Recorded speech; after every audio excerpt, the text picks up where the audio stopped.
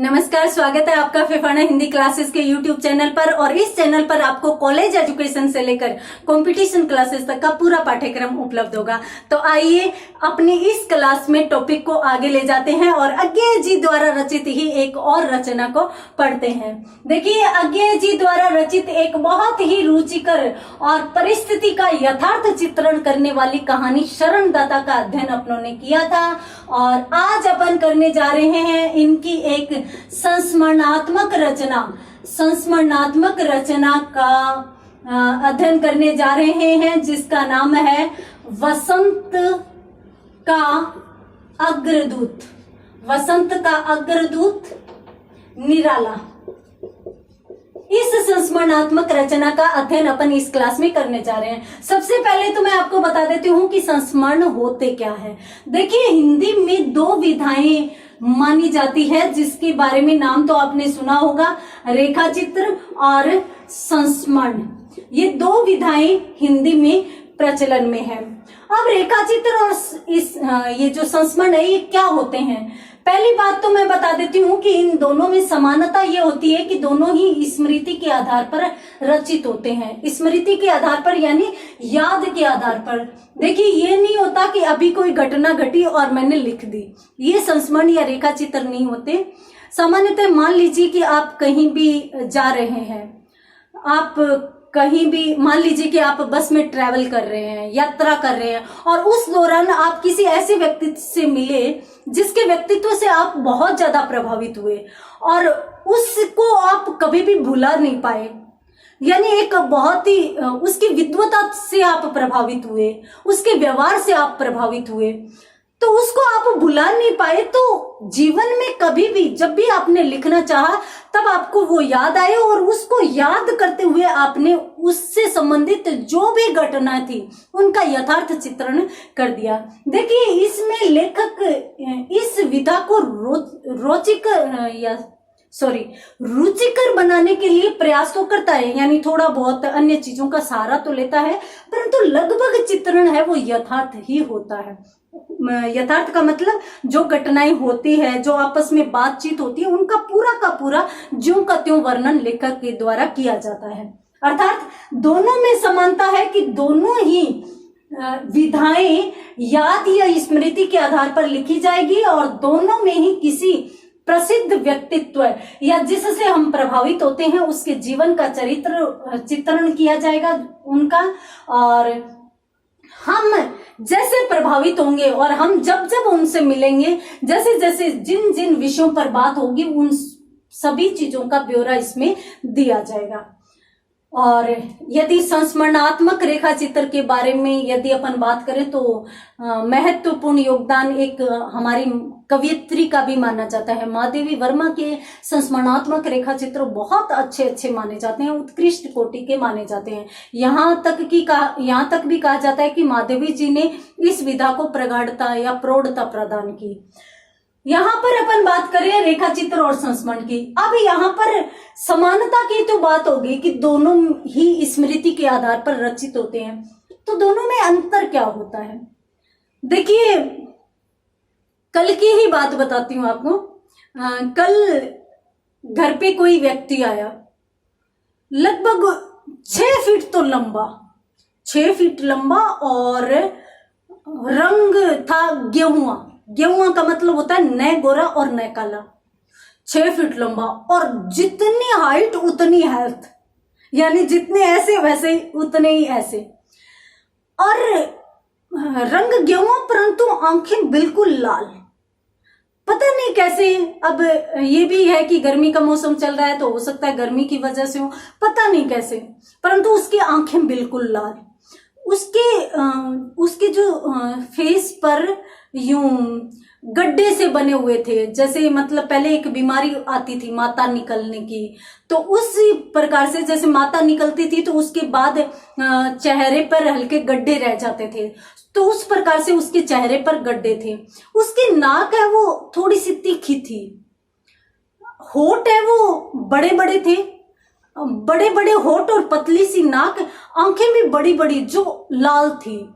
उसने कपड़े पहन रखे थे, कुर्ता तो नीचा, यानी ढीला ढाला एक लंबा कुर्ता पहन रखा था, बिल्कुल सफेद रंग का, और नीचे पैंट पहन रखी थी। अब पैंट का कलर है वो न काला और न सफेद, इस प्रकार का थोड़ा सा, जिसे अपन ग्रे कलर या स्लेटी सा कलर कह सकते हैं, उस प्रकार का कि उसने पैंट पहन रखी थी, और नीचे पैंट के नीचे उसने जुतियां पहन रखी थी।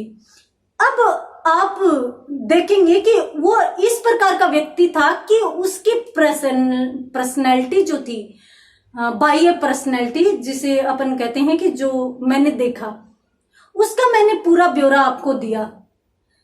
कैसा लगा आपको? देखिए, हर एक चीज के बारे में मैंने बताया है। नाक कैसी थी, आंखें कैसी थी, रंग कैसा था। उम्मीद करती हूं कि जैसे जैसे विवरण मैंने दिया है, आपने अपने मस्तिष्क में उस व्यक्ति का पूरा चित्र बना लिया होगा। 6 फीट का व्यक्ति, सफेद रंग का कुर्ता, लंबा ढीला डाला पहने हुए, रंग गेहुआ, लाल लाल बड़ी बड़ी आंखें, नाक तीखी, होठ बड़े बड़े, और चेहरे पर माता की वो निशान। तो इस प्रकार से अब मैंने यहाँ पर जो चित्रण किया, जो चीजें वर्णित की, वो बिल्कुल यानी छोटी छोटी चीज, प्रत्येक चीज का वर्णन मैंने आपके सामने कर दिया। उसकी जो भी स्थिति थी, उसने जैसे कपड़े पहन रखे थे, जैसा रंग था, उसके चेहरे की जैसी बनावट थी, पूरा का पूरा वर्णन मैंने आपके सामने कर दिया। और जैसे ही मैंने वर्णन किया, उसी समय जैसे जैसे मैं बोल रही थी, वैसे वैसे आपके दिमाग में उसका एक चित्र बन रहा था। और उसी विधा को क्या कहते हैं? रेखा चित्र कहते हैं। देखिए, ऐसा कोई भी व्यक्ति नहीं आया था, मैं उससे मिली थी, परंतु ये रेखा चित्र समझाने का तरीका था कि रेखा चित्र में होता क्या है कि जिससे भी आप मिलते हो, जो भी व्यक्ति है, या आप जिस भी व्यक्ति का चित्रण करना चाहते हो ना, तो उसकी प्रत्येक चीज का वर्णन करना होगा। यहां तक कि लेखक तो कपड़े का प्रकार भी बता देते हैं कि कौन से कलर का कौन सा कपड़ा पहन रखा था उसने, खादी पहन रखी थी या सिल्क पहन रखी थी, कौन सा कपड़ा तक बता देते हैं। तो इस प्रकार से चित्रण जिसमें किया जाता है। कुछ लेखक तो हंसी तक बता देते हैं कि दांत बड़े थे और हंसा तो ऐसे लगा कि मुड़ा हुआ अखबार हो। तो इस प्रकार से हमारे लेखक है वो बिल्कुल छोटी छोटी चीजों का वर्णन करते हुए जो चित्रण करते हैं, वही विधा क्या कहलाती है? रेखा चित्र कहलाती है। ठीक है, यही संस्मरण और रेखा चित्र में अंतर होता है। दोनों याद के आधार पर लिखे जाएंगे, दोनों किसी प्रसिद्ध व्यक्तित्व के ऊपर लिखे जाएंगे, दोनों में यथार्थ चित्रण ज्यादा होगा, कल्पना का सहारा बहुत ही कम लिया जाएगा।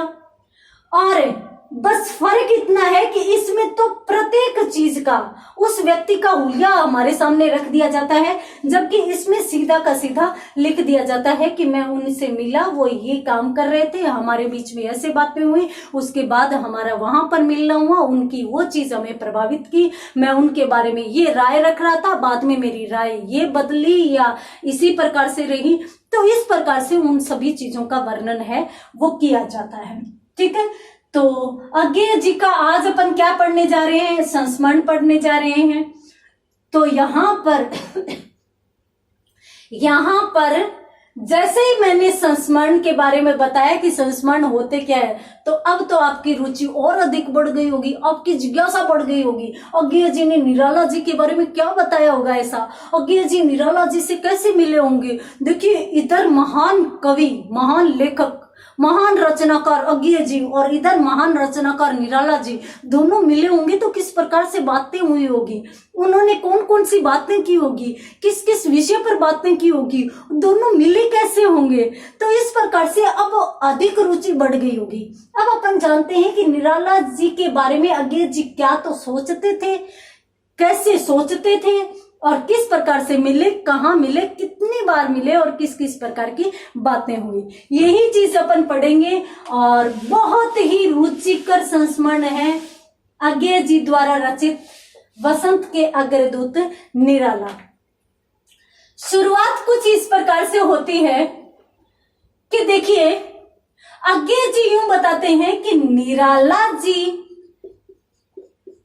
को मिलकर या निराला जी से मिलकर या निराला जी को देखकर एक अन्य व्यक्ति थे जिनका नाम था शांति प्रिय द्विवेदी।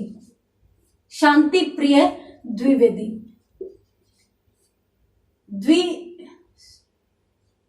द्विवेदी शांति प्रिय द्विवेदी की याद आ जाती है।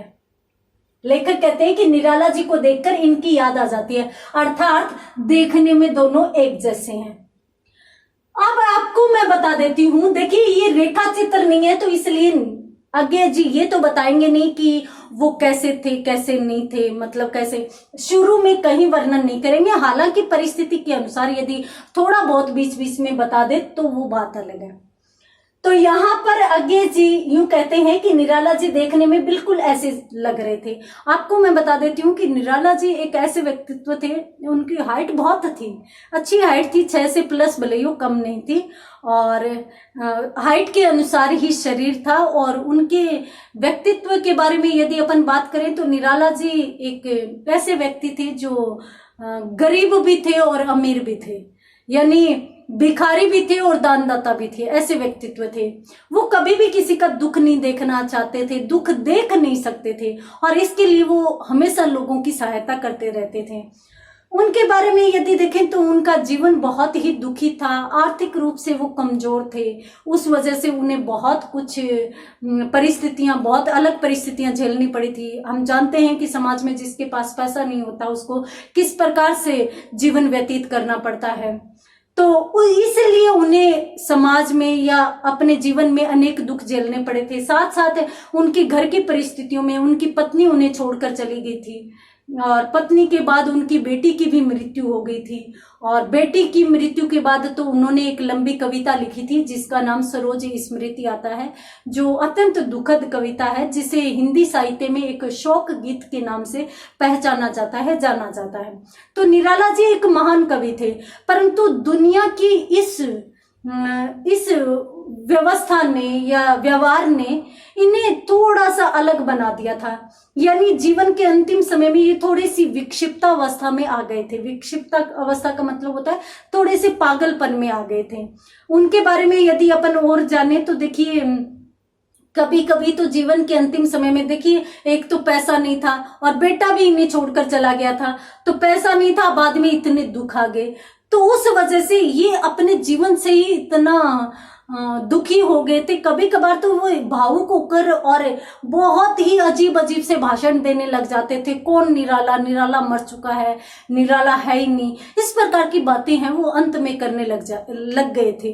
तो कभी कभार वो बहुत ज्यादा भावुक हो जाते थे। और सामान्यतः वो एक बड़े साहित्यकार थे, बड़े लेखक थे, बड़े कवि थे, तो इसलिए साहित्य समाज इनका आदर करता था, सम्मान करता था। तो अक्सर कवि लोग हैं वो उनके पास जब भी मिलने जाते थे तो वो उनसे निराला जी से ऐसी कोई बात ही नहीं करते थे जिससे वो बहुत ज्यादा भावुक हो या फिर उनको बुरा लगे। तो इसलिए इस चीज का सभी लोग अक्सर ध्यान रखते थे, हमारे कवि लोग। और वैसे देखें तो निराला जी का आज बहुत सम्मान है, लेकिन उनके समय में कोई भी सम्मान नहीं था, उनकी इज्जत नहीं थी। और कहा भी गया है कि जीते जी तो इस निर्मम समाज ने न निराला को समझा और नहीं प्रेमचंद जी को समझा। हालांकि बाद में उनकी कृतियों में जो गंभीर विश्लेषण था, जो सूक्ष्म विश्लेषण था, उसको देखा भी गया, उसको समझा भी गया, और आज अपन एक मूर्धन्य साहित्यकार के रूप में निराला जी को पहचानते हैं।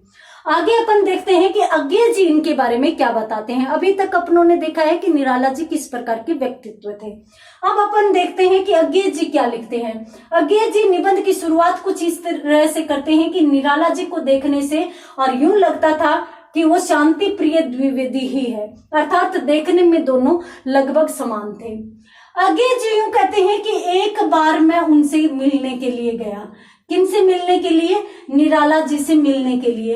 अब यहाँ पर अज्ञे जी अपनी पहली मुलाकात का जिक्र कर रहे हैं। मैंने आपको बताया कि संस्मरण में जिस भी व्यक्तित्व से संबंधित आप रचना कर रहे हो, लिख रहे हो, तो उससे संबंधित आप हर एक मुलाकात का चित्रण भी करेंगे, और उस समय आपको कौन सी चीजें प्रभावित करती है उस चीज का वर्णन भी करेंगे।